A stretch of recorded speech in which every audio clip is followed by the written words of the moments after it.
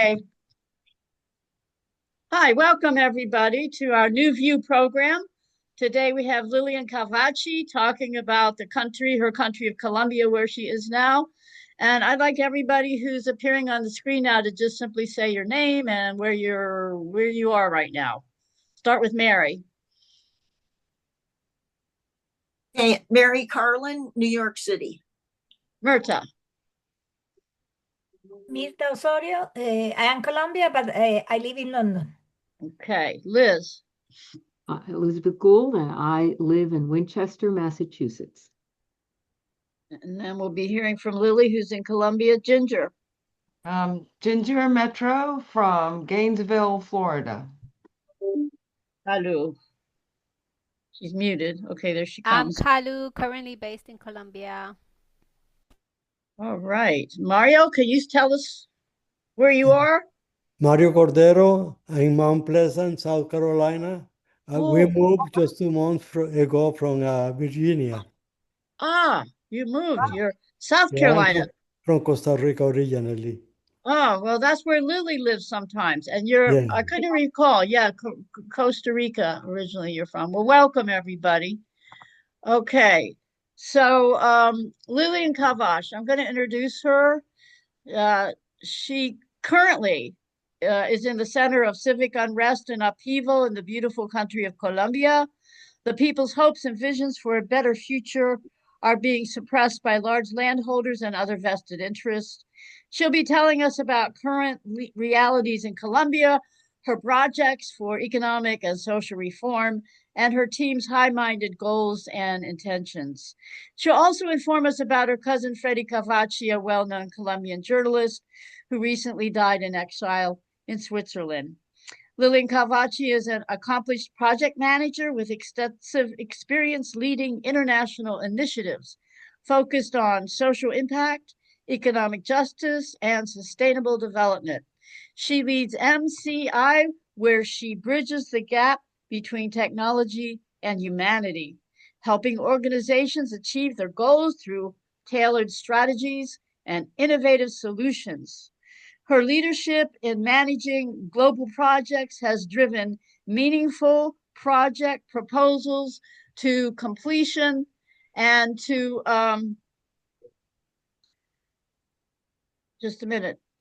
innovative solutions. Her leadership has driven meaningful project proposals also in Colombian communities. Lilian is a member of the Executive Council of the International Union for Land Value Taxation, which is a United Nations UNECOSOC registered NGO, where she advocates for equitable global policies and spearheads transformative initiatives in Colombia. Lilian is the author of Diaspora Global, Cultivando tu Inteligencia Cultural y Colectiva, and host of the Global Nexus of Communication podcast, amplifying diverse voices, sustainability, and inclusivity. With expertise in international management, digital strategy, and economic justice, Lilian engages engaging talks that inspire action and innovation. When we post this on the internet, in the notes on the internet, we will have links to Lilian's websites. Okay, Lilian, the floor is yours. Thank you for being with us today. Thank you so very much to all of you for your valuable time. It's an honor for me to be here with you. Thank you for the invitation. So today, I would like to share my screen so I can share with you what we have. All right.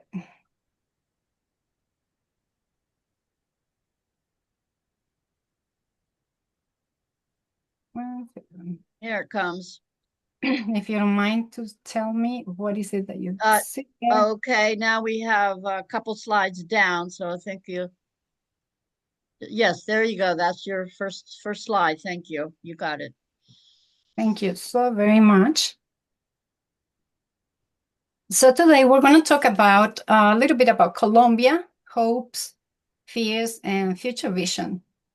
This work cannot be done without the valuable help of the International Union for Land Value Taxation and the territorial leadership of Colombia. So I have done also the part in Spanish for those who do not speak English. But let's start with where is Colombia? Because what I bring here to you today is not just professional experience, it is a story of resilience, of community strength, and of how land, culture, and people can come together to be co-creators of the world that we need today. Let me play this video here. So Colombia is located in the south of South America. It's bordered by two oceans, Pacific and Atlantic. Our population is 52 million and is known for biodiversity, cultural heritage, and resilience.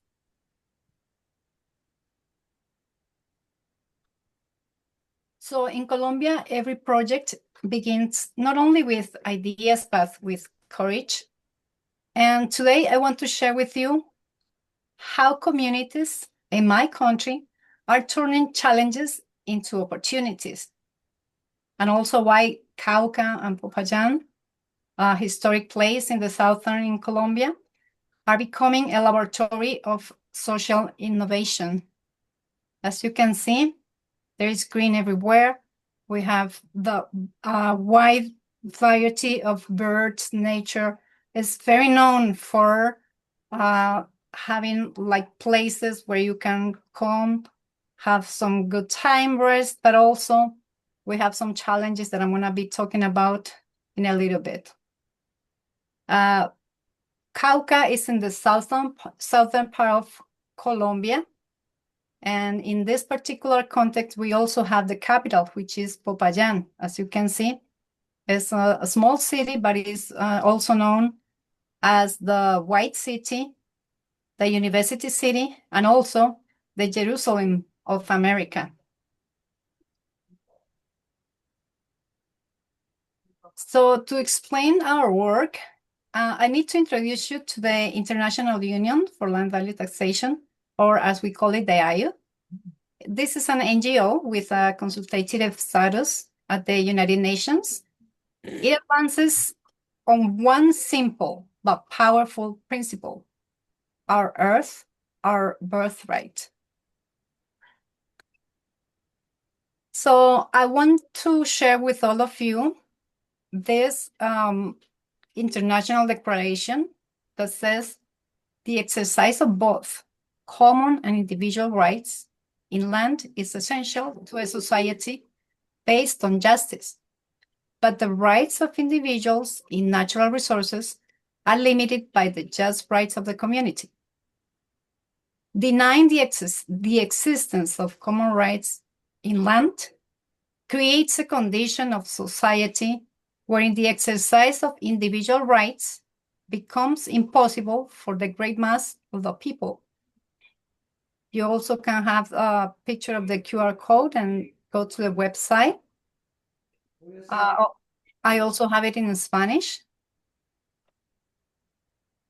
So to have a context here, let me begin with Popayán. As I was saying before, this city also faces fragility. Like in this month, in September, there were 2 bombs placed in the city by an illegal armed group. This created fear disrupted by daily life. This fear disrupted the daily life and forced many community projects to stop, including ours. So far, some of the leaders became ill because that created a lot of stress. Some others lost momentum. And this might be the Colombia that you sometimes read about in the headlines. But beyond this fear, there is another Colombia. We have many Colombias inside Colombia. One that is planting, one that dreams, one that organizes projects, organizes communities. We also have the Colombia that believes the land and culture can heal communities. And that is the Colombia that I want you to see today. So we have created something that is very important for this special community in the southern part of Colombia. We believe that land, community, and people in alignment can share a better future. How do we believe we can reach that? Many of us are talking about financial resources that come into the community from what we all share, and that belongs to everyone, and that's what we don't know. For example, land, water, clean air, common spaces. All that should be returned in visible and useful benefits to all the people, not only few of them, but all of them. So instead of few people keeping that wealth, as Henry George, he talks in his book, Progress and Poverty, some of them are the wealthy people and some of them are the poor, even the poorest of the poor. So we are organizing projects in a way that that value is used for improving roads, ensuring clean water, supporting young people, caring for nature, or any other needs the community want to work with. The idea is simple. What comes from the commons goes back to the commons. So in this way, no one benefits alone, and everyone sees a clear and transparent result.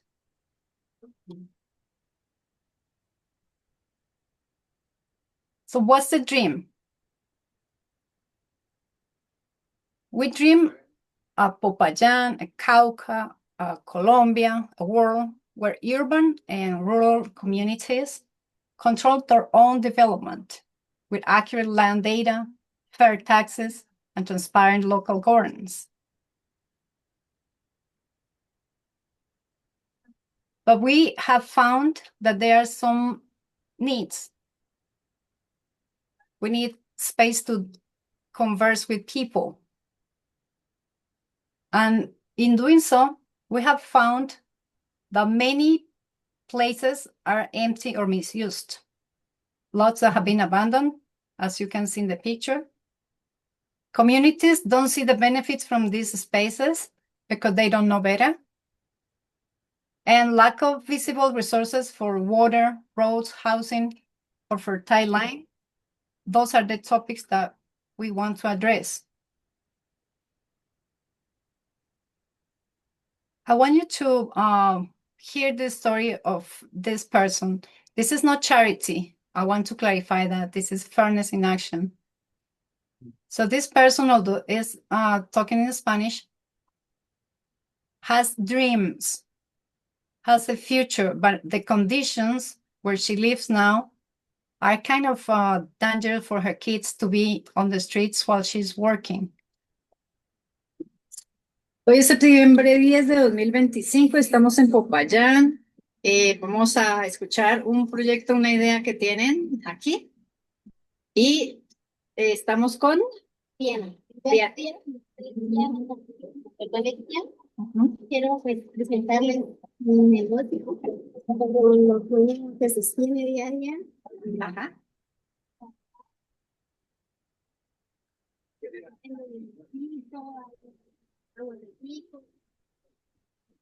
Plátano.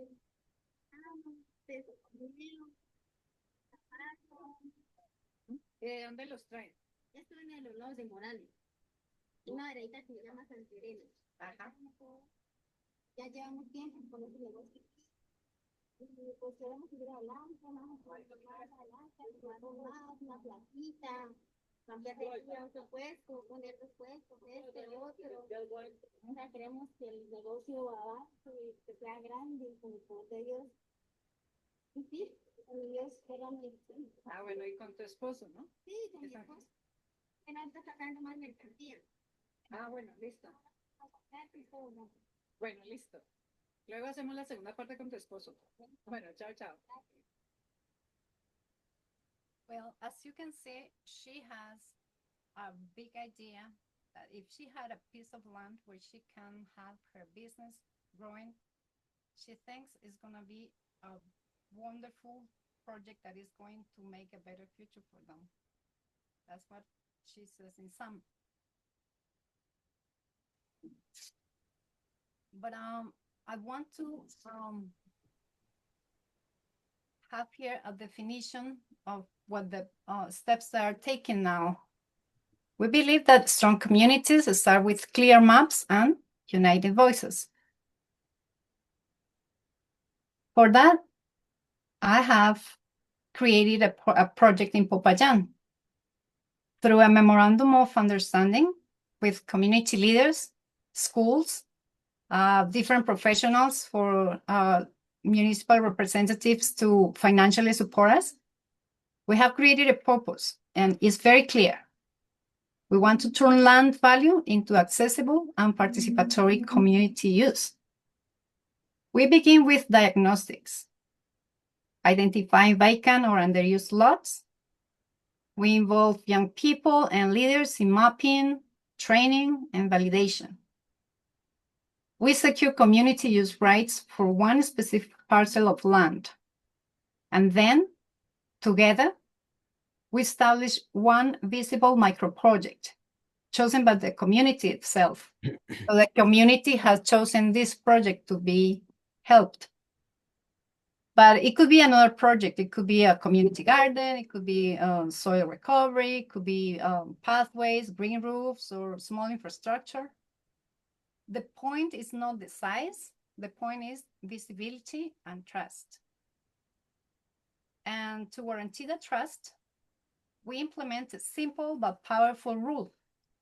Every person has to record the Colombian peso that is receiving publicly. Money in, money out. And finally, we report these results not only in numbers, but with stories, photographs, and lessons learned, so that others can replicate. Also, we're training the young kids at schools and around the neighbors through the Henry George philosophy, because it shows the meaning of economic justice. In this moment, you can see the Monopoly game. Have you played yet? Or have you read his book, Progress and Poverty? That's how we can involve kids into what is meant for this project to be successful. Then we make an effort with this project to be transparent and clear, a mini ledger or community income and expenses, like money in and money out, because when we think that when land value returns to people, communities thrive.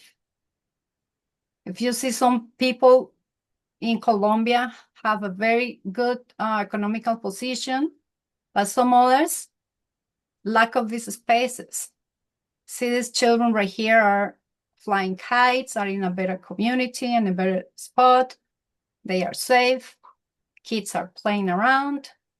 But on the other side of the spectrum, we see this other young woman that is with her kids, and the kids have to be there for hours and hours until they finish working.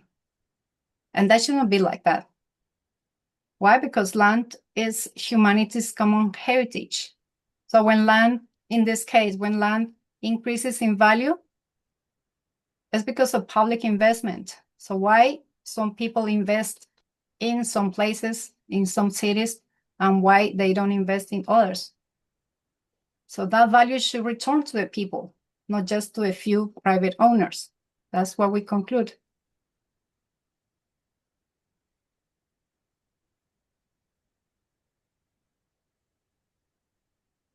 So once we have this project going on, we explain people that this is called land value taxation or land value capture. And it is being piloted in different parts of the world. Baltimore in the United States, Costa Rica, Nigeria, the Philippines, and now Colombia. In our country, the idea is not abstract. It is practical. It is about transforming vacant or underused land into something that benefits everyone. So what does this look in practice? We're going to see the husband now. Por el barrio del Hugo, desde las 7 de la mañana hasta las 8 de la noche. Y ofrecemos varias mercancías, lo que es lo de galería, lo que es plátano, naranja, limón, banano, aguacate, frutas, zapate, fideo. Por el momento, pues como le digo, me falta el espacio para la fruta, que igual llega mañana, lo que es mandarina, mango, sandía, piña, melones, de toda clase de frutas, sino que confiando en Dios, para el día de mañana ya daremos otro espacio al lado allá, porque por el momento no tenemos lo que es plátano, aguacate, banano, que pues lo tengo madurando, cacao para que madure, vean, acá también tengo banano, pues los bancos, lo que claro, también tengo plátano, En la bodega. entonces, pues por el momento, Listo. plátano, banano, zapato y arroz. Bueno, entonces sigamos poniendo el empeño y Dios mediante terminemos la clase de hacer lo que es teoría y después seguimos lo práctico. Esperamos para servirles, para poderlos atender de la mejor forma, de la mejor manera y que se vayan a gusto y se lleven un buen producto. Y para servirles estoy. Bueno, muchas gracias. Chao, chao. Sí, muy bien. Gracias. So in some, they have the project going on from 7 a.m. to 8 p.m. But I have heard my sister who lives nearby saying that he sleeps under the products because they are afraid at night people are going to steal their pickles, that merchandise. And that's why this project calls my attention a lot, because it's not for a human person to sleep under those circumstances, knowing that we have so many land, we have so many resources with projects that can be done. Remember, this is not charity, this is fairness in action. That's what we're looking for. So I want to close this part saying that we created this memorandum of understanding with these community leaders. I have some universities and some municipal representatives that are trying to help make these projects happen. So when we have this richness and all this, as you can see in the picture, land, we're thinking that something is not working well. And that's when some people get discouraged and they go into a different way of thinking. Now, that connects Popayán for me to tell you two lessons. And that brings the case of Lilian Calvache. Rest in peace. He was a Colombian journalist. He was forced into exile in Switzerland, and his voice was silenced in his homeland. His exile reminds us of the cost of abandoning our leaders. And the lesson is simple. When we protect leaders, we protect communities. The prior videos have these two people that are leaders of 25 communities that are bringing these products to the city, but they are also living in a very similar circumstance of danger, because they come from an area in Cauca, it's called Morales, where they have a lot of illegal armed groups threatening, like most of the times they do in the south of Cauca. So coming back to the case of Freddy, he was this journalist, and he couldn't say all what he knew. He couldn't find peace of mind in what he had to report in the news. But then this news abandoned them, he had to be gone because he was threatened. And he had to pack his life in 2 pieces of luggage and take the sadness with him.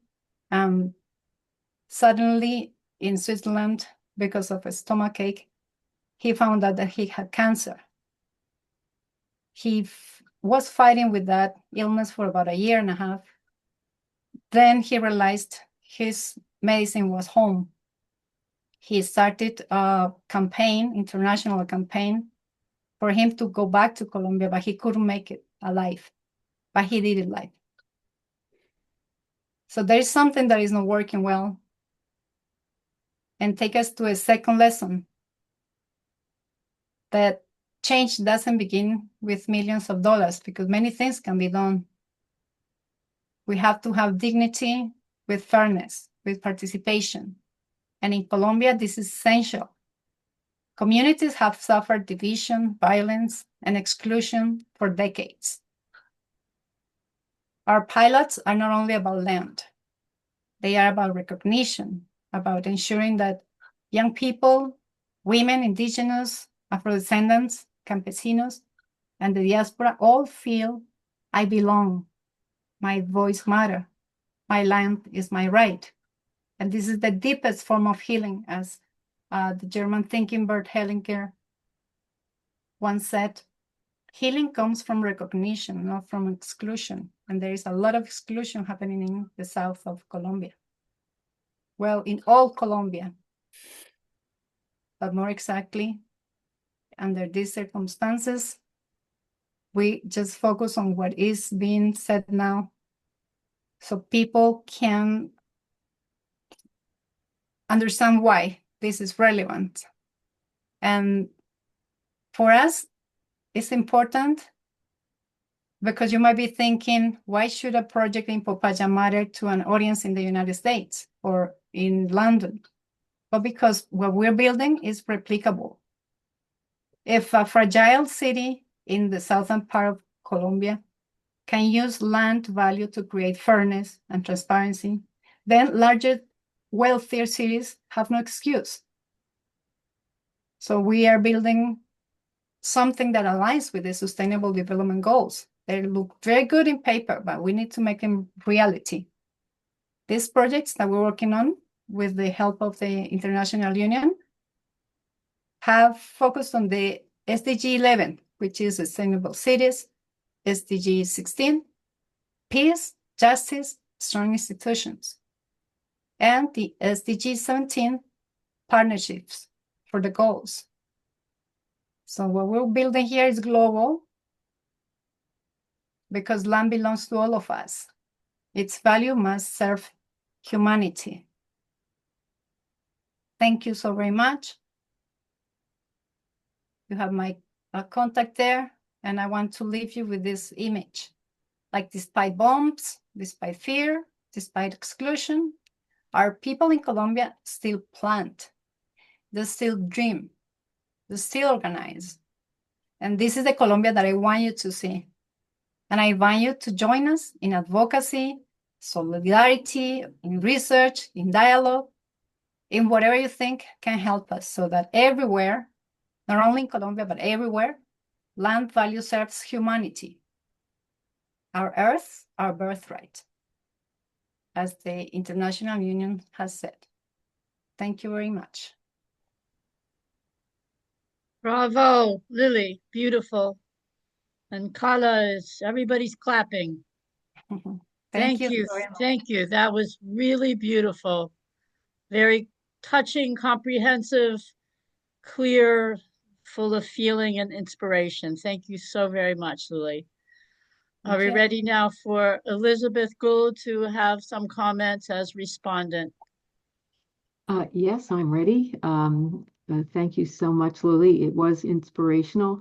And in fact, my biggest question for you, and it really is a multiple question, because what it involves is where you see the intersection between the work you've done in Colombia with the Colombian people and the work you've done in the United States with Americans, and what are the differences in how to be approached that may, help us to understand something about each other. Okay, that right now, my impression, I would put it to you this way, is that Americans would seem to be in a different place than Colombians. But in our recent times, I think there is a perception that we may be a lot closer than we think to the Colombian experience.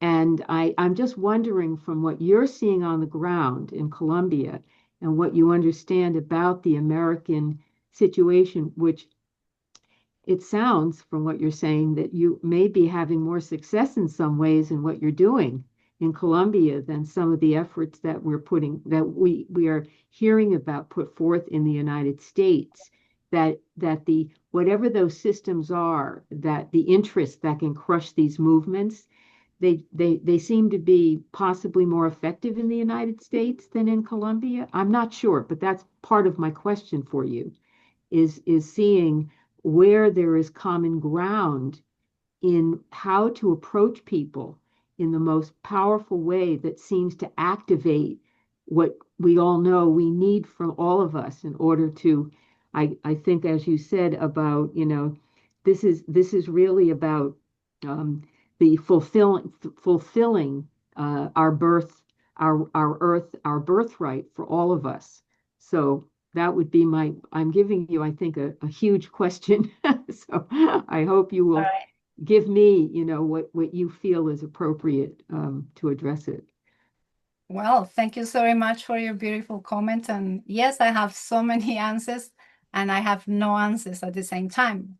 But what I have here for my experience, and I can see both sides of the spectrum, let's say quotation marks, I have lived, one of the main differences is, well, only the language, because I have seen people in the United States that are living under the same circumstances, especially in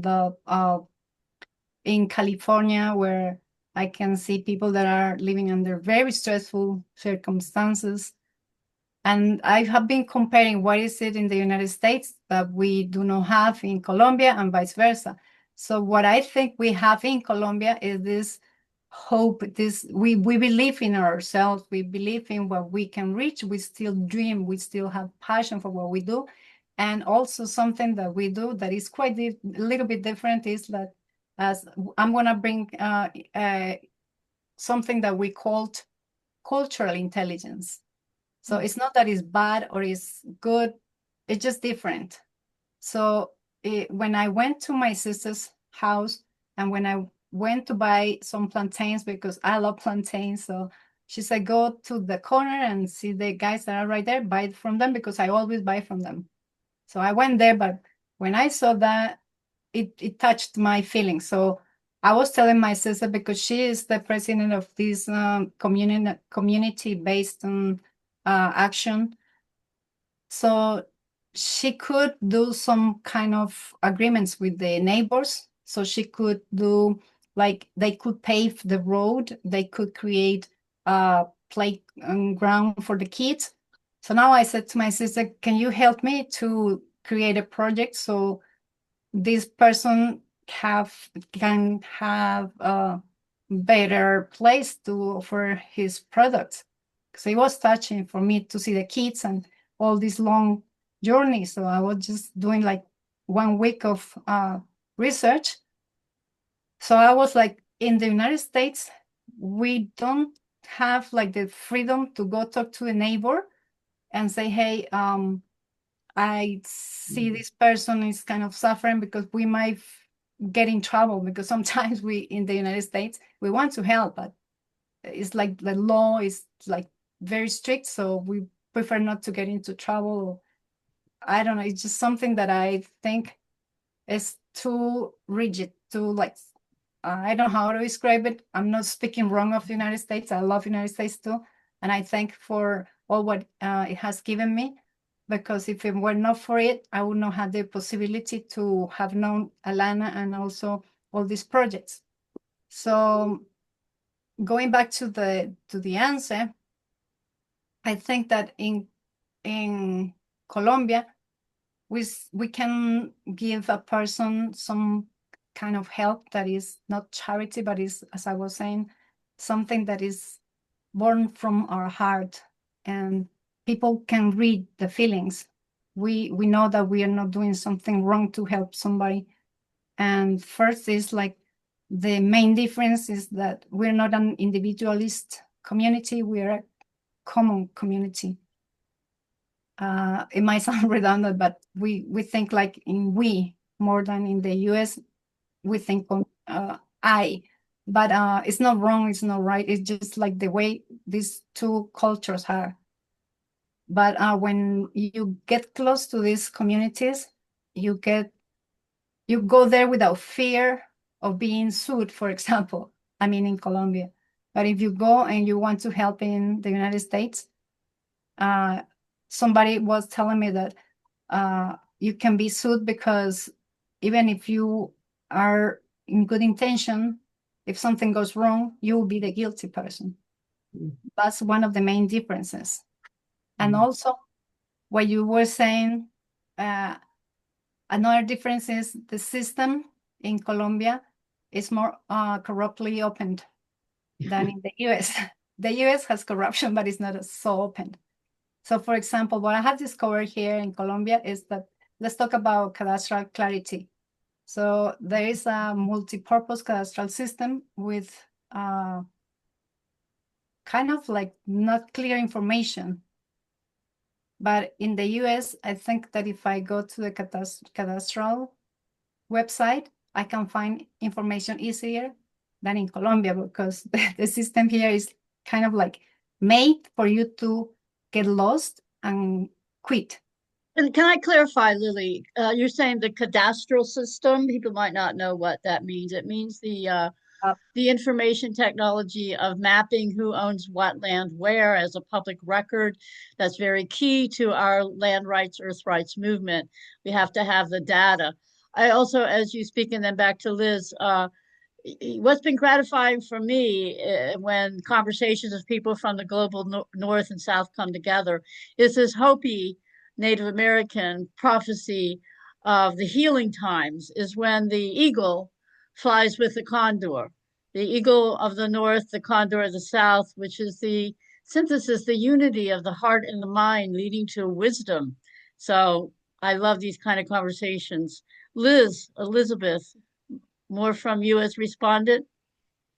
Well, I mean, I think that I mean, I could go on because but I feel that that was a rather extensive point that Lily had to deal with, and I'm sure somebody else may want to come in. I certainly, could go on, but that's what I think might be good now. Yeah, and also, if you don't mind, to complete this answer, it's like I see the difference also in the outdated and incorrect cadastral records, but also the community losing trust in governance here, and the lack of infrastructure and service mapping. We don't have all the technology that the United States has, and also politicized decision-making blocking progress is very marked here in Colombia. Farmers trapped in monoculture dependency. I see a difference in that part with the United States, and no rural digital tools for planning. I have like this comparison, and I see that. So those are the things that the people here deal with.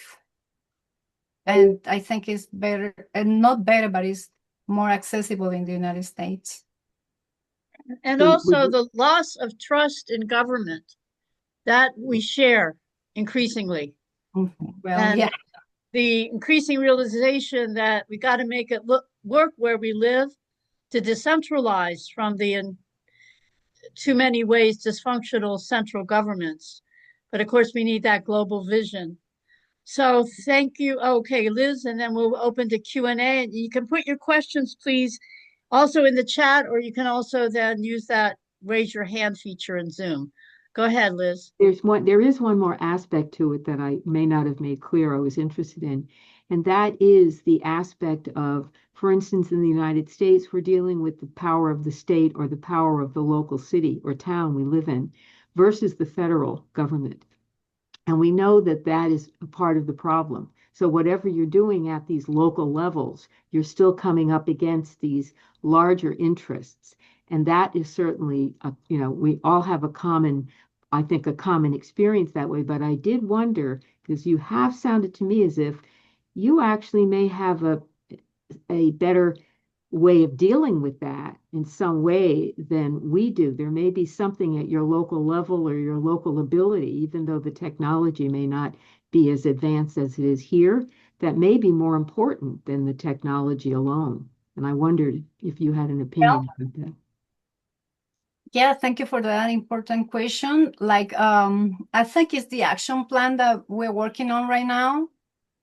For some reason, I think that people that present projects in Colombia have been into two situations. Many of them, if I can say most of them, when they present a project, they go to these taxes collectors' offices and they are denied financial resources. They don't get the help. And then I was thinking, well, this is a big project, and the first thing most offices are going to say is no, because of the size of it, because this system that we have in Colombia is so confusing and so difficult to understand that they don't know where the money is. They don't know exactly where is what. So I was saying, how about if we create a plan where we have data collection for a micropilot in your location, as it is a small budget. We might go to the cadastral mapping and infrastructure inventory and see where is the vacant land available. And if we find something, then we need some training, so you can, like, through workshops on governance and legal processes, because here in Colombia, if you go to a vacant land and you start building something, that's illegal. So you need to know the law.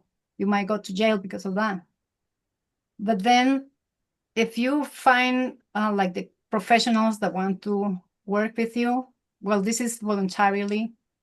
So sometimes you find the right path, the right people, the right resources. It's like if you are aligned with your divine beliefs, for me, it's God, right? Yeah. So I always have, like, please God, put on my way, if it is your willing, the right person at the right place at the right moment, so I don't get into this kind of situations most of them are into right now, so I can have the project, the purpose of life that you want me to do according to what is beneficial for the community. So I don't think the plan is divided from the spiritual intelligence. I think we're getting all of these, like cultural intelligence, collective intelligence, spiritual intelligence, all of them is like they pop up, and then it's like something that makes you want to work towards that goal. And even when we have these kind of issues, like the two bombs that were right there in the city, well, you cannot like go down, but then you say, well, we just need to wait a little bit, because it's quite challenging. We have guerrillas here. We have things that we don't have in the United States. For example, we have illegal armed groups. We have paramilitaries. We have presidential elections. That's something that is creating more of these issues right now, because once presidential elections are gone, it's kind of like that violence diminishes. So we then go again with the community-led projects, and everything is community-led. And then we start looking for digital platforms. We want to do the first implementation of priority, let's say, projects. And then we do just like the monitoring. Somebody else does the scaling to other neighbors. That's what is happening right now. But so far in Popayan, as I was saying at the beginning, we're paused right now because we want them to go back again into the groups.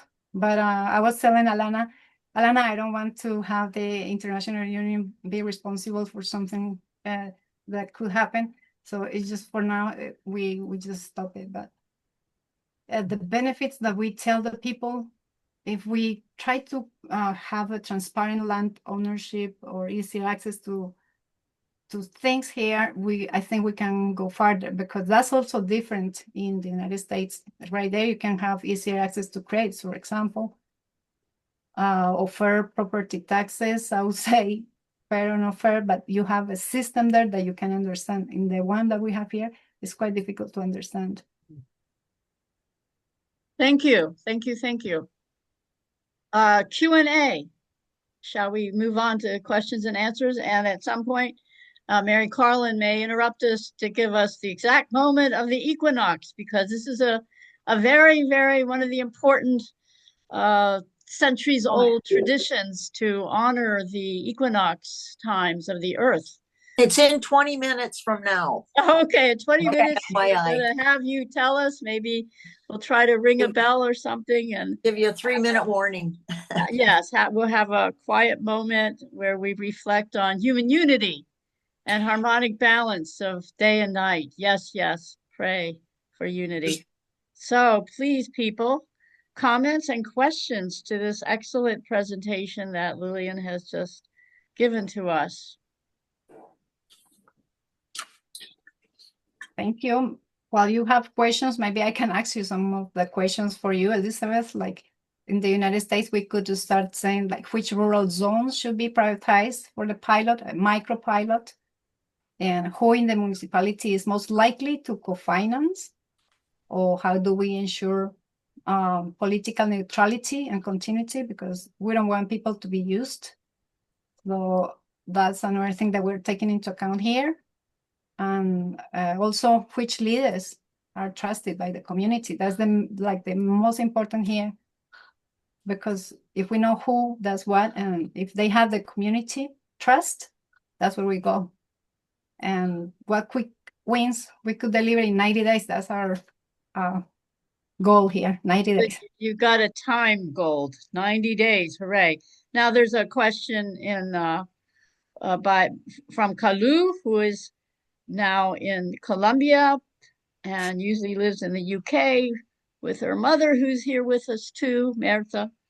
So Kalu asking, what are the main challenges in accessing communal land for social projects? Is it the landowners, policies, local social dynamics? Was it government bureaucracy? So she wants to know what's the main challenges to accessing communal land. I think she probably means any land. It may be a private land held in the middle of a city, for instance, and accessing this land for the community's use. What are the obstacles, she's asking, Lily?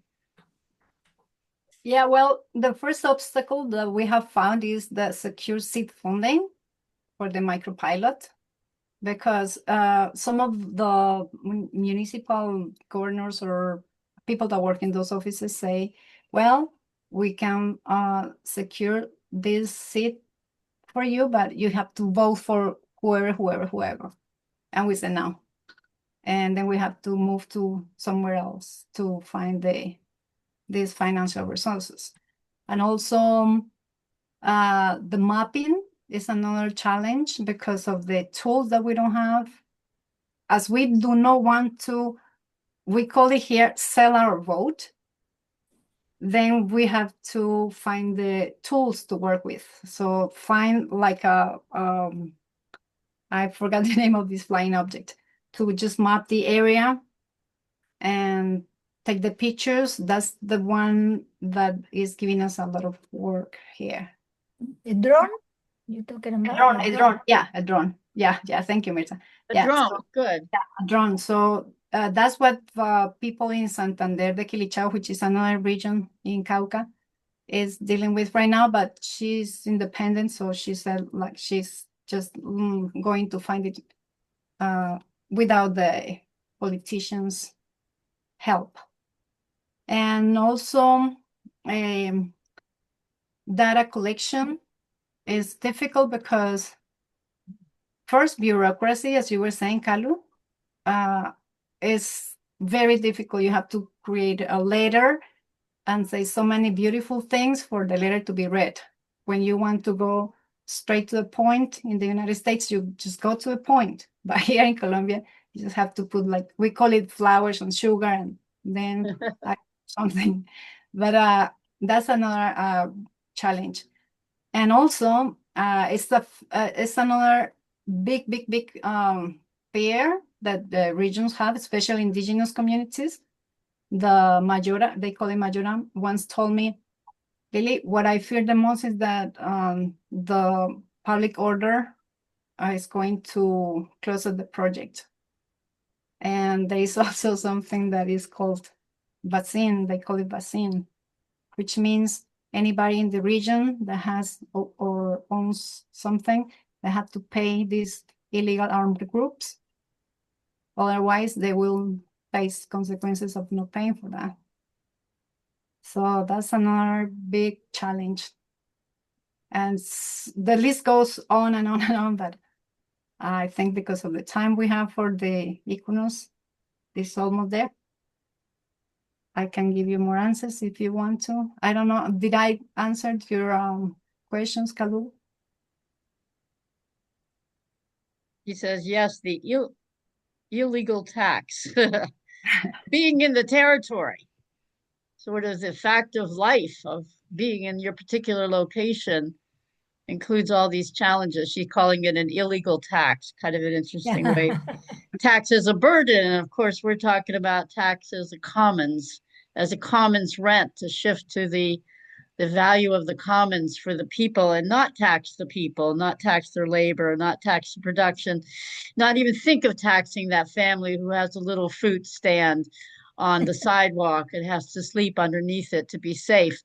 But community land value taxes that can then finance the safety and security that communities and individuals need to live and thrive, and also to harness the market for affordable housing so that there's no land hoarding, so that there's access to land that's affordable for the most basic needs, which is housing and food.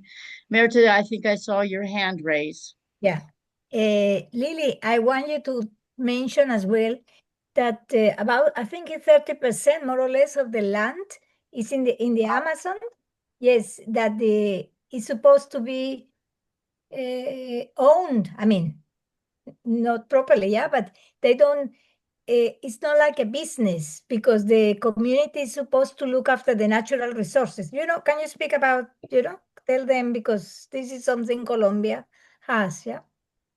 Yeah, there is also something, thank you, Mirta, for that valuable part that you bring in here. There are some rules in Colombia that when, let's say, an indigenous community receives land, there are like categories. In this part of the land, you're not allowed to build anything because you have to preserve this natural park or natural environment, because we have what is called páramos, and that's where the water is warm, and then you cannot build anything around. So that's also something sacred, and is also given to mostly indigenous communities because they take care of the land. And there is also another part of the land that is for just the purpose of community buildings or community areas, and you're not allowed to build there. And those ones usually lack water, electricity, communication. They are kind of like very primitive spaces. But there are also the other parts of the land where they have, like, let's say, kind of urban and rural at the same time. And sometimes they get in the middle also of these terrorist territories. And that's another part of the land that you're not supposed to touch, because if that belongs to the violent actors, then you're in trouble. So then is when peasants start fighting with indigenous, with Afro-Colombians, and they kind of like make them fight just like if they were kind of puppets, I would say. And that is around the whole territory in Colombia. So there are some places, because we have like a range of mountains that are very important, the Andean mountains. And we have, like, let's say 3 branches of them. And whoever is the owner of that, who controls that land, is the one that has the power. So now they are not fighting even for money, they are fighting for the power of owning the land. Plus, there is the other part of the spectrum also, that is the wealthy 1% of the population do not pay taxes here in Colombia, but they will abolish poverty if they were to. And that's kind of like in some. Many different land use and claims on the territory of Colombia, as you just said, many different claims and under different conditions, and some enforceable and some not. Sometimes I think that where they have large land areas that people are not allowed to live in or build on, that actually increases land value in the area that you can use, which is to the benefit right now of those who own those lands and the banks, who people have to pay mortgage and interest payments in order to access a little bit of land for the house. So, for instance, the United States, 48% of our land is federal land. And it's not all bad lands. Some of it's land that could be well lived upon. The state of Nevada is only 15%, the state. 85% of the state of Nevada is federal land. So this massive amounts of land that could be open on community land trust type of bases for small farm community and for housing, which we desperately need in Colombia, in the United States, and worldwide. So I want to welcome the silent ones who are here so far, Jose and Yasmin and Klaus. I'm not sure, but you may be in Colombia somewhere as friends of the speaker and others. Ginger was going to be able to tune in and out as she's in Florida. Mario's dual citizen Costa Rica, who's now in South Carolina, which is where Lily lives usually when she's in the United States. So there would be good for you to connect. So any more input, comments, questions, or answers?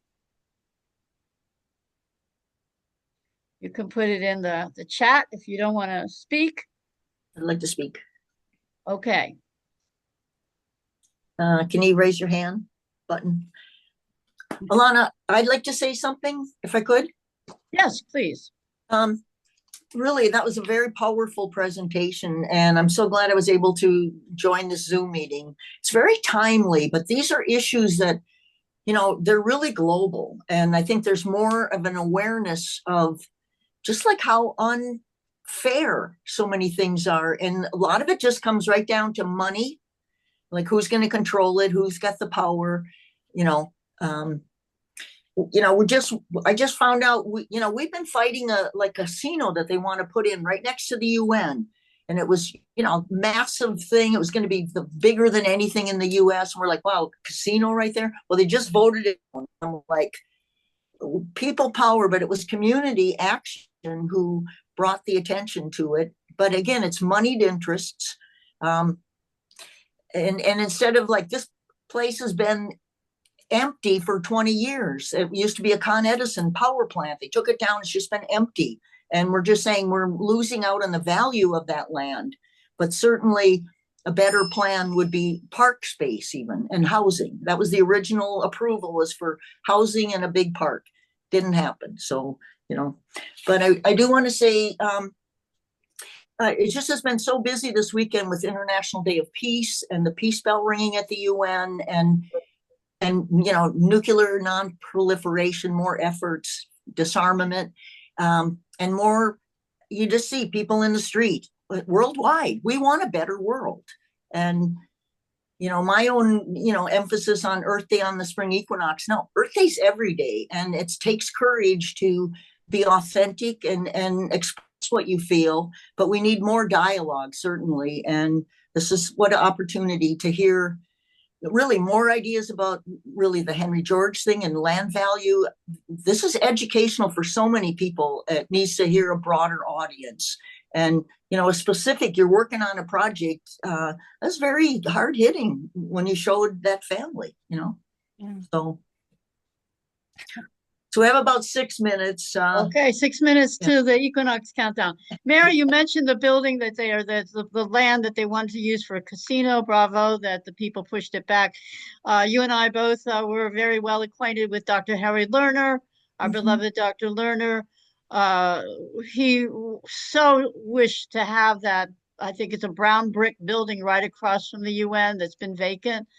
To have that for the NGO community to be able to have large assemblies and meeting spaces and office spaces. He has such a beautiful vision. He did try to find a sponsor to purchase that land at the time, maybe 20 years ago when I met with him about the building. It was almost affordable, I think, for New York City prices. I think he was trying to raise $20 million. But, you know, we need to keep Harry's vision in line rather than some casino space and all this deteriorated mental activity around the UN. We need the uplifted space.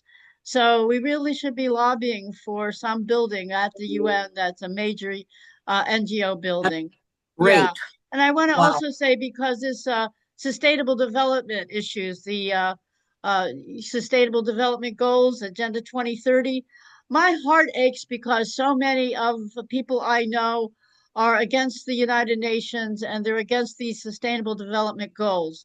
But anyone who reads those goals knows that they're very, very beautiful, very something to aspire to, and that they were put together by consensus of a big process of NGOs and United Nations, nation states, amazingly impressive process that the UN leads and uses to adopt these agendas. It's by consensus. It's not by majority. Every single word is crafted.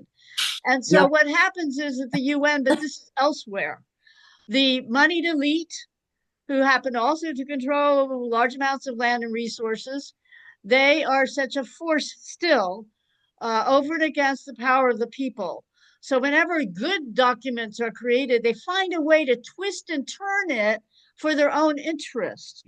So there is this tract in the UN called Financing for Development, and this is really the key. How are we going to finance the Sustainable Development Goals? After the 5 global conferences of the 1990s, beautiful agendas came out. The question was, how do we finance it? And this is still the key. Are we going to have governance backed on the back of the people, in which case on labor and production, increasing wealth and equality, top-heavy global government, elite controlled? Or are we going to be able to have the proper financing to decentralize, to build strong cities and towns, and a fair and free market, fairness and freedom, fair wealth distribution, and maximum freedom in the individual's ability to create? So that's why I'm going to urge everybody who doesn't know much about the Henry George movement to go to and sign up for the newsletter at the International Union for Land Value Taxation, which has had the capacity to offer small grants for various projects around the world. And Lily acknowledged that with a little bit of money, how far she can go on her project, as we have in Nigeria and elsewhere. So please go to the IU.org, and it's on several of Lily's slides, and just sign up for the newsletter. Get involved with us, our international movement. Elizabeth. This has provoked a thought that I really wanted to share, because it actually gave me a very strong sense of hope. I mean, real hope. I do think that we are at a turning point, and the turning point, I think, has to do with the percentage of people who are beginning to question, at least, and really say this isn't fair. There's some fundamental shift going on right now. So I do, and that was part of what I was driving at, I think, Lily, with you, and what was going on in Colombia, because I was wondering if there was some sense of what is similar, which could be that level of the commonality of all of our problems really being identical. We have the exact same problems you have in Colombia. It's obvious. Okay, the super wealthy, we know, and the billionaire class, we know, and this has obviously been a long-standing problem. And the existence of the solutions we also know have been there well over 100 years. Getting close to our time limit. Okay. I think we might have 1 minute to go, but Yes. Okay. Yes, yes. Who is going to lead the meditation, sort of something? Mary is, but we can all join in any way we want to. Yes, it's now 2 minutes, I think, 1 or 2. well, can I just win this little bit of time that we have in advance? But I would just say this, yesterday, Sunday, Bill McKibben's efforts, they had a lot of, again, emphasis on solar energy. And some of the good news was that in Utah, they just changed the rules so they can easily put on these new solar panels that can go on balconies. And they're saying if that goes through state by state, that will make a big difference. And I am off. Okay. Good. It's a good slide to have up, Lily, if you want to keep that on your screen share, that slide you just flashed while we go through the Equinox Earth Day acknowledgement. And again, every day that we can add our thoughts for the earth and our relationship to each other. And, peace is what we need. So as we count down.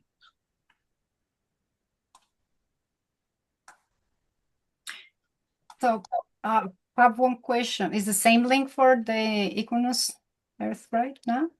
It is the fall equinox for us, but in the Southern Hemisphere, it's the spring equinox. Okay, but I mean the link. Are we going to stay in this? We'll stay with this video, Lily. We're not going anywhere. Thoughts for peace at this time of the fall equinox. Yes. Feel that balance point.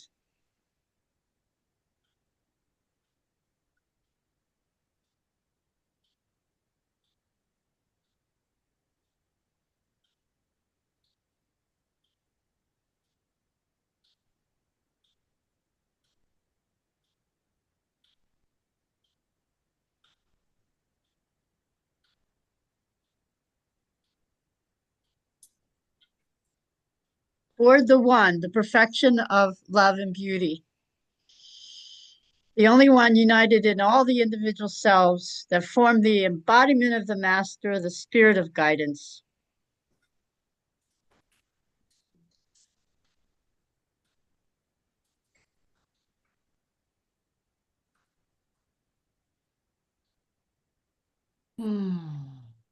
And I would also just like to thank you for letting me be part of today's event. And again, our event next year, it'll be March 2026. It's on a Friday. And at the UN, it'll be at 10:46 a.m. Business hours, we have not really rung the bell in so many years through either COVID or just our own inability to get a sponsor. But ring the bell. It has to happen. That peace bell should be rung more often. And it's such a, this idea of harmony and that we're all in this together. We have one planet. The earth is talking to us.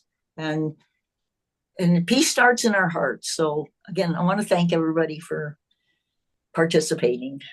So. Glad you could join us, Mary. And as some of you know, the last 2 years, the Earth Rights Movement, because John McConnell, who is the founder of the original Earth Day, which is the Equinox Earth Day, based his economics on Henry George.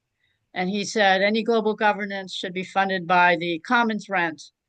And he totally understood. This is why we're in solidarity and coalition with Earth Society Foundation. So this year, 2026, and now we have the exact time, 10:46 a.m. is the New York time to ring the bell. Ring the bell. We'll be planning our worldwide commemorations and celebration on March 20th, Mary. So we're all in this together, aren't we? And if I can also add, our website is earthsocietyfoundation.org.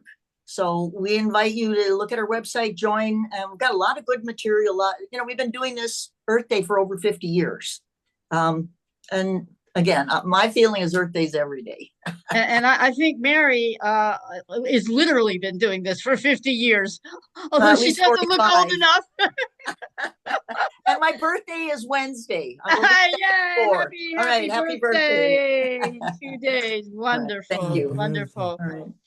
And also, yeah. people, if you get a chance, try finding your local raging grannies and start singing with them, because it gets you out in the street, it gets you talking to people, and we're singing and we're educating and we're using humor to just make a better world. We're in trouble. Hey, where are the raging grandpas? Raging grannies been around for decades. They can join us. They can join us. Okay, this group started in Canada in 1987, and there are now 58 different raging grannies groups between Canada and America. Singing for peace. Wow, 58. That's great.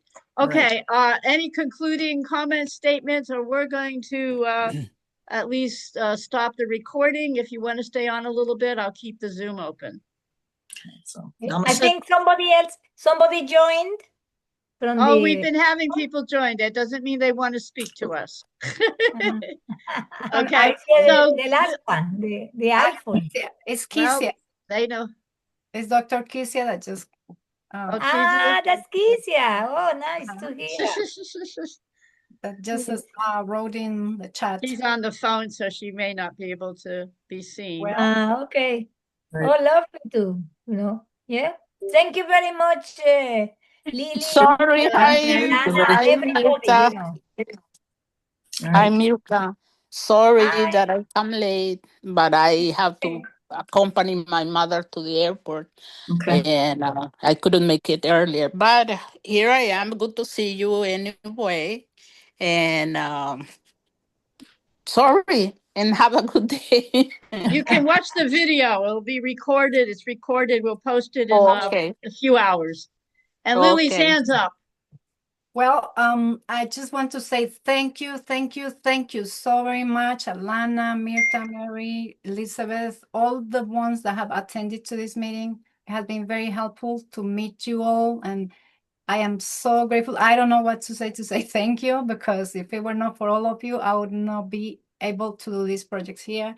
And encouraging you to please help us, support us, just like maybe a click in the heart that Alana is going to post this video. Is going to help a lot, because we can use now this tool for teaching, for learning, for sharing with many people, not only in Colombia, not only Popayan, but around the world. Thank you so very much. Bless Thank you, Lilian. Thank you, everybody. Happy Earth Day. May all be well. Bye.